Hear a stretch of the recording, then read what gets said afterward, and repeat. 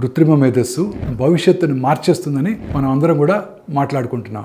కానీ అంతకంటే ముఖ్యమైనది ఇప్పుడు ఒకటి ఉంది, మన సహజ మేధస్సు. అది పిల్లల్ని ఎలా పెంచుతున్నామనే దాంతో మొదలవుతుంది. ఇవాళ దీని గురించి తెలుసుకుందాం.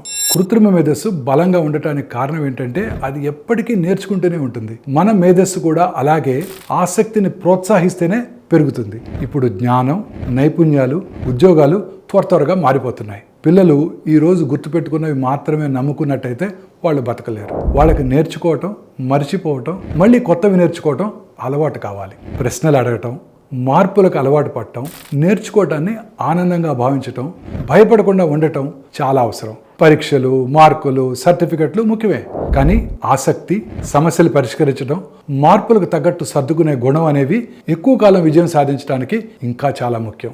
నేర్చుకోవడం ఇష్టపడే పిల్లలు స్నేహితులతో మాత్రమే కాకుండా సాంకేతికతతో కూడా పోటీ పడగలరు. భవిష్యత్తు ఎక్కువ తెలివి ఉన్న వాళ్ళది కాదు, త్వరగా నేర్చుకునే వాళ్ళది. కృత్రిమ మేధస్సుతో పాటు మన పిల్లలు బాగా ఎదగాలంటే నేర్చుకోవడాన్ని బాల్యంలో మాత్రమే చేసే పనిగా కాకుండా జీవితాంతం కొనసాగే అలవాటుగా పెంచాలి.